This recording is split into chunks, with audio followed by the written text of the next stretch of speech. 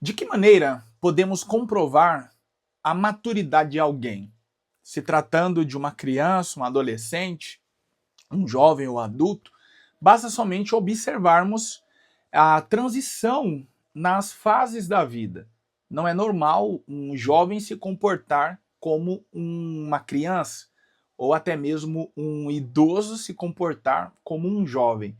Se isso acontecer, nós dizemos que essa pessoa ainda não amadureceu, ela ainda não se desenvolveu.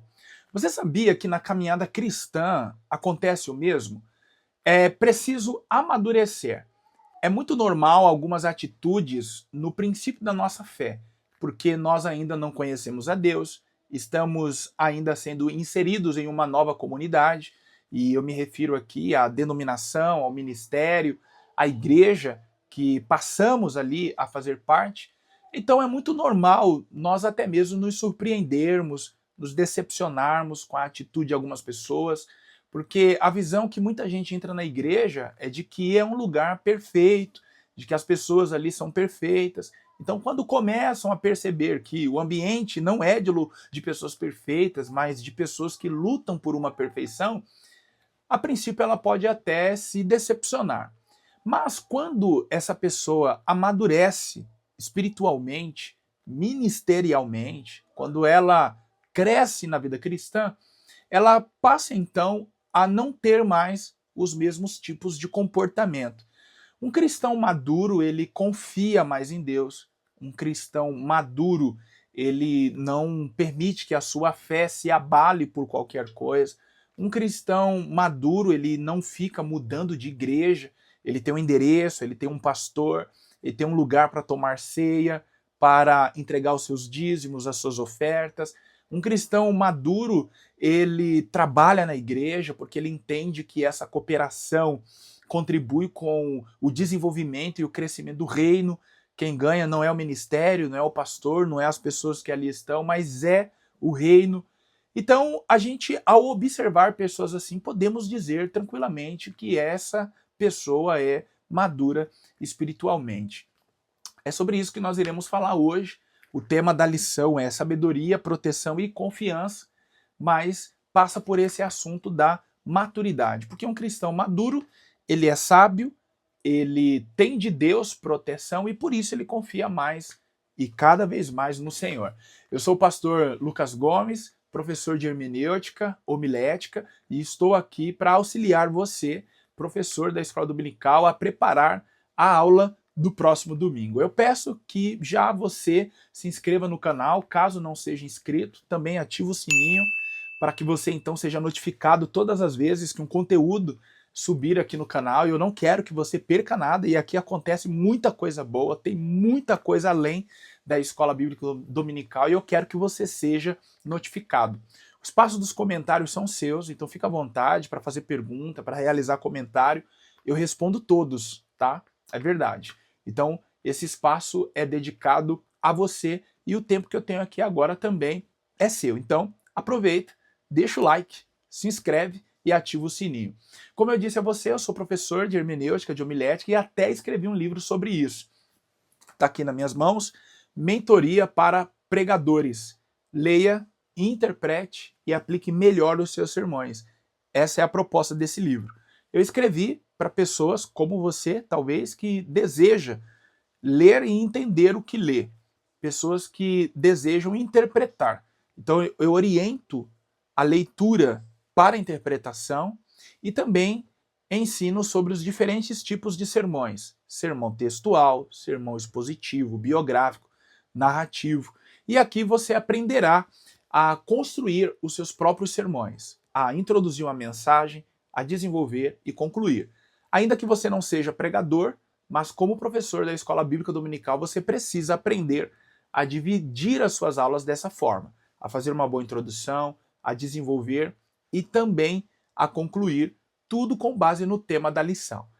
Caso você queira adquirir, você poderá então comprá-lo na loja da Amazon. Eu vou deixar na descrição deste vídeo o link e você poderá receber em qualquer lugar do país. Também vou deixar para você o link de um grupo do WhatsApp, Sala dos Professores EBD, que reúne professores e superintendentes de todo o país. Lá, semanalmente, compartilhamos conteúdos voltados à escola dominical. Se você quiser participar, fica aqui o meu convite para você. Bom, estamos no quarto trimestre da Escola Bíblica Dominical em 2024 e hoje por tema sabedoria, proteção e confiança. Como você sabe, nós estamos baseados na Sala dos Jovens no livro de Provérbios e agora, no primeiro tópico, nos diz assim, ó, a estrutura do capítulo 2. Sabedoria como escudo protetor. A ideia aqui é nos fazer entender que quanto mais sábio você for, mais proteção você terá. Por quê? O sábio, ele sabe por quais caminhos trilhar, ele sabe onde colocar o seu pé, ele sabe nos locais que ele deve ou não entrar, as companhias que ele deve ou não ter. Então, é por isso que a proteção, ou melhor, a sabedoria, ela se torna um escudo protetor. E aí, no primeiro tópico é trabalhado o capítulo que está no texto bíblico, Provérbios 2, a partir do versículo 1. E aí ele nos diz assim, ó, filho meu, se aceitares as minhas palavras e esconderes contigo os meus mandamentos, nananana. Observe a partícula se. Aqui o texto está nos mostrando que existe uma condição. Se você aceitar. Então, veja que o conselho bíblico, ele não é imposto. Eu disse a vocês na aula anterior que a proposta de Provérbios era ser ensinamentos aos jovens nobres de Israel, porque assim entendia que eles iriam liderar a nação. Então, eles precisavam ser orientados na sabedoria de Deus. No entanto, não era obrigatório. E o obrigatório que eu estou querendo dizer aqui é o seguinte, a pessoa ser pega à força, não, senta aí, você vai aprender. Não, era algo ofertado de graça e deveria também ser buscado com zelo, com afinco, com desejo. É por isso que aqui está, se. Igualmente hoje, nós ofertamos em nossas igrejas evangélicas, Assembleia de Deus, o ensino bíblico dominical, auxiliando os nossos pastores que é sobre eles que está essa tarefa de ensinar a igreja. Então nós, enquanto professores, superintendentes, somos apenas auxiliares, dividimos essa carga e nós ofertamos isso de graça. Nós não cobramos na igreja para os ensinos dominicais e sequer obrigamos os irmãos. Nós convidamos, divulgamos, e quem é superintendente nesse país sabe do que eu estou falando. Quem é professor nesse país sabe das dificuldades que eu estou falando. A gente não obriga. Então é por isso que o texto começa dizendo, se aceitares. Aí, o que vai acontecer? Versículo 6. O Senhor dará sabedoria, e da sua boca vem o conhecimento e o entendimento. Ele reserva a verdadeira sabedoria para os retos, escudo é para os que caminham na sinceridade. Então assim, se aceitar o conhecimento, da boca do Senhor virá esse conhecimento, que será um escudo na vida do ouvinte. E aí, então, nós entendemos isso a partir aqui do primeiro tópico, primeiro subtópico. Aí o segundo subtópico fala assim, ó, a sabedoria como escudo. Os que buscam perseverantemente a sabedoria entenderão que o temor do Senhor é um estilo de vida. Olha que coisa legal. Aí mais abaixo diz assim, ó, a vida de retidão e sinceridade, como consequência de quem se torna sábio em Deus, carrega consigo uma virtude protetora que vem do alto e que nos permite discernir tudo o que agrada a Deus daquilo que não agrada. Nesse sentido, os nossos passos estarão seguros espiritual e moralmente. Olha que coisa. Quando a gente fala sobre o temor do Senhor, nós estamos falando sobre o respeito, a aproximação, o relacionamento que o crente deve ter com Deus. Não se trata de um relacionamento momentâneo, mas se trata de um estilo de vida, tá? Você não deve temer ao Senhor por um momento, mas a sua vida tem que ser uma vida de temor e santidade. Isso quer dizer que o teu comportamento fora da igreja, no trabalho, na faculdade, na sua casa, aonde você estiver, deve ser uma vida que demonstre que você teme a Deus, que você é um servo de Deus. Vamos dar um exemplo. Digamos que lá no seu trabalho, as pessoas batem o ponto retornando do almoço, e aí, ao invés de voltarem para a sessão de trabalho, elas se escondem e vão dormir mais uns 15, 20 minutos. Estou dando um exemplo. Você sendo cristão, se participar disso, sua vida não está demonstrando que é uma vida de temor a Deus. Porque se fosse, você não faria isso. Porque você saberia, a partir da leitura do texto bíblico, o que diz em Provérbios 15, versículo 3. Os olhos do Senhor estão sobre toda a terra, contemplando os bons e os maus. Então você saberia que mesmo o teu patrão, o teu encarregado, o teu gerente, o teu supervisor não te vendo naquele momento, Deus está.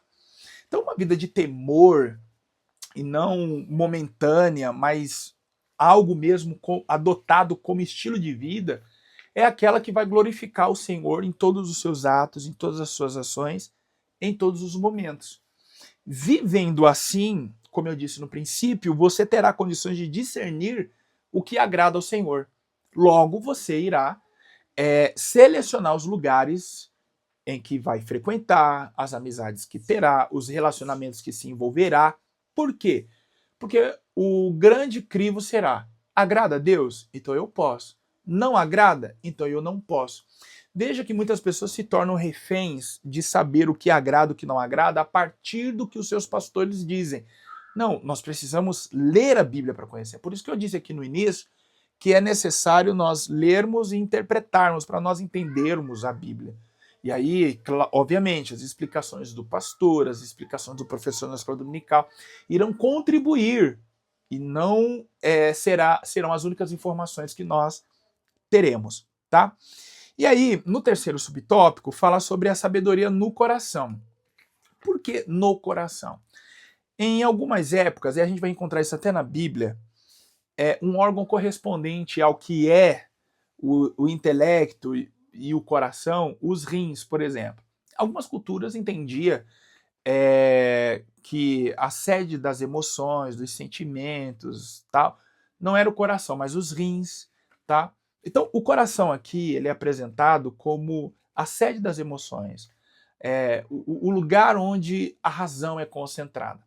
Aqui no Ocidente, conforme disse o comentarista, não é o coração, é o cérebro, né? É onde a gente pensa, é onde a gente arquiteta, é onde a gente projeta. Mas na Bíblia é apresentado como sendo o coração. E aí o comentarista diz assim, na sabedoria bíblica, coração engloba intelecto, moralidade, emoção, ou poderia dizer também que conglomera pensamento, sentimento e vontade.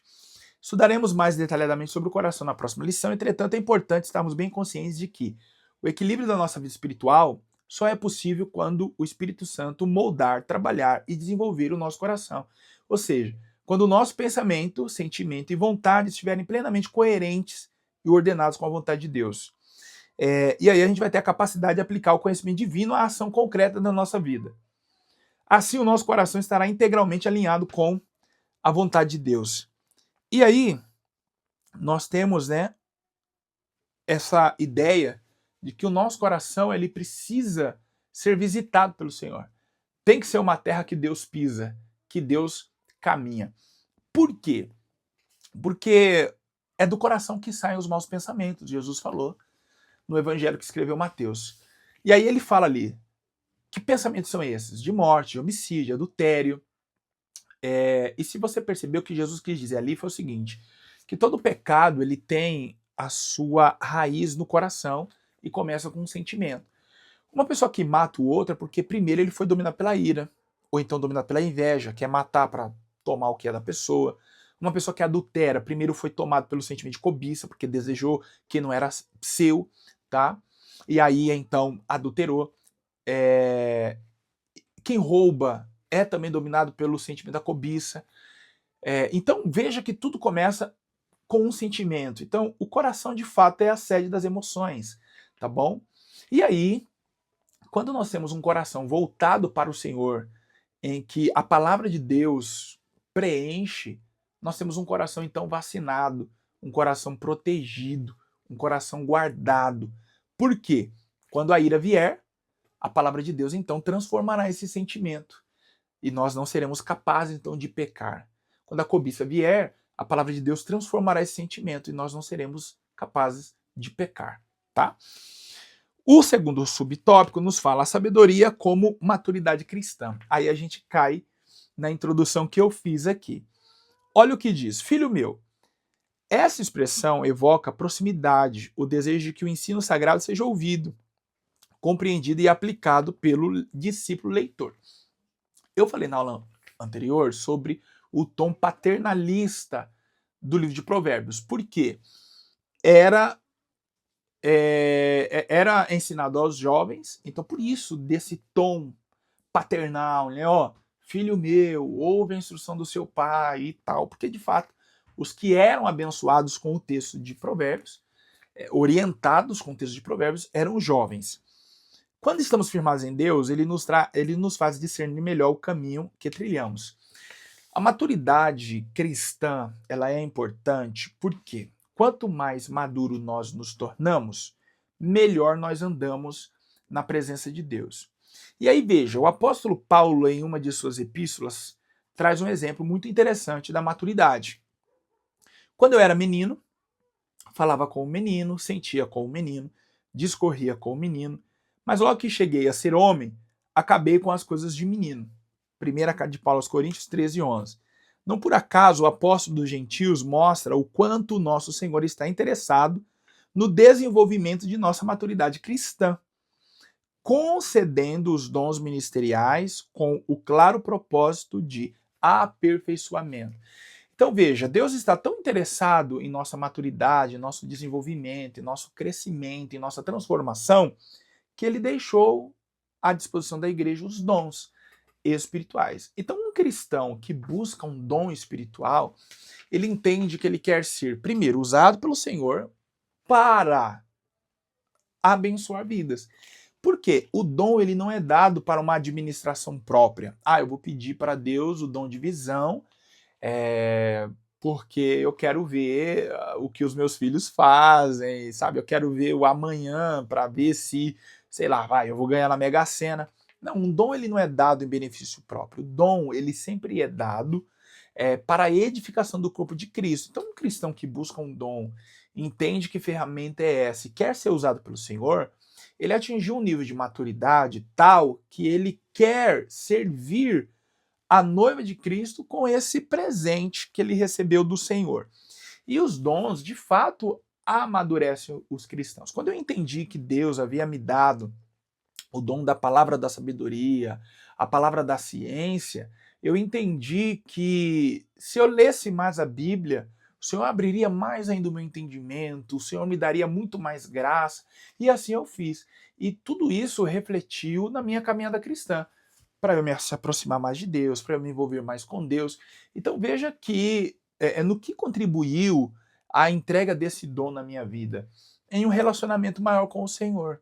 Tá? Então os dons eles servem para desenvolver a nossa maturidade. E aí, o terceiro e último tópico nos fala sobre... o terceiro subtópico do 2 fala sobre a sabedoria que gera confiança. Então assim, quanto mais você for sábio, mais você vai confiar em Deus, porque essa sabedoria vem do Senhor. Quer dizer que é resultado de um relacionamento com Deus. Então quanto mais você se relaciona, mais sábio, mais confiante. E aí até ele cita aqui o hino da harpa, por isso que eu voltei, não deixei passar.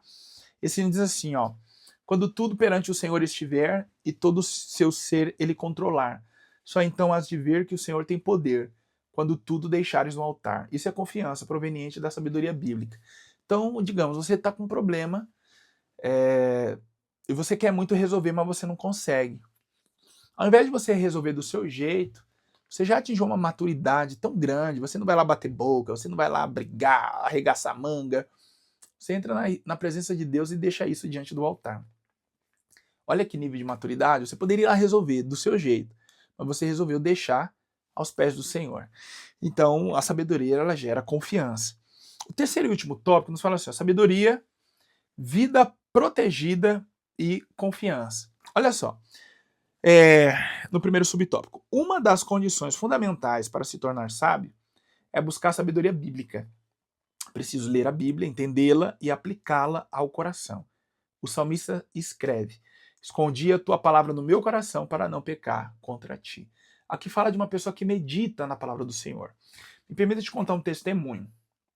Eu estava na porta de uma igreja esse ano, com os meus materiais. Eu falei para vocês que eu tenho mais um livro, né? Deixa eu pegar ele aqui. Quer dizer, eu falei para vocês não, né? Vocês não sabem. Tem gente que tá aqui novo no canal e não sabe. Deixa eu só pegar o livro aqui para vocês verem o outro livro que eu tenho, que é rápido. Eu preciso aproveitar esse momento para vocês conhecerem o meu material. Aqui, ó. Água ele ainda transforma em vinho. E mentoria para pregadores que eu falei no começo. Eu estava na porta da igreja vendendo os meus 2 materiais. E aí uma senhora veio e falou assim: pastor, todos os anos eu leio a Bíblia com o meu marido. A gente lê junto.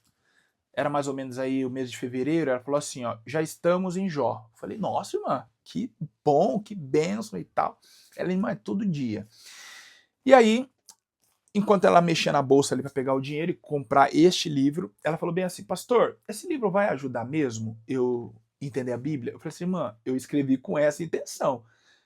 Orientar a leitura das pessoas, para que elas aprendam a interpretar. Ela falou assim, ah, tá bom, por quê? Eu não acredito que eu não entendo o Antigo Testamento? Me deu vontade de perguntar para ela, mas eu vou fazer essa pergunta para você. Como pode alguém ler e não entender? Imagina, você para no ponto de ônibus, você sabe ler, você não entende o que você lê. Passa o primeiro ônibus, aí você lê o letreiro, entra e vai embora. Para onde tá indo? Rapaz, não sei. Eu vi aqui o letreiro, é tal lugar, mas você vai para sua casa? Não, eu quero ir para casa, mas só que esse ônibus não vai para sua casa.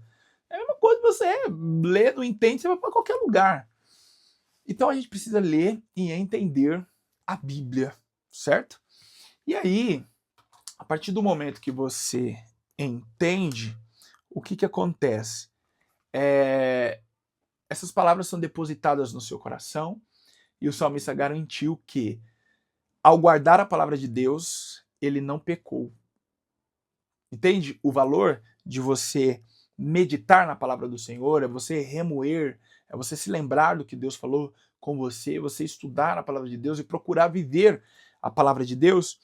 E aí, o segundo subtópico fala assim, ó, vida protegida no mundo de perigo. Vivemos em um mundo de muitos perigos, por causa disso, não são poucas as pessoas que desenvolvem fobias.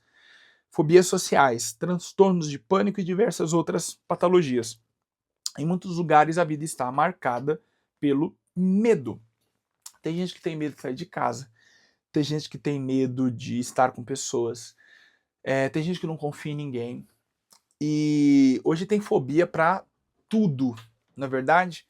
Pois bem, quando nós conhecemos o Senhor, quando nós conhecemos a Deus, nós não temos razão para ter medo de nada.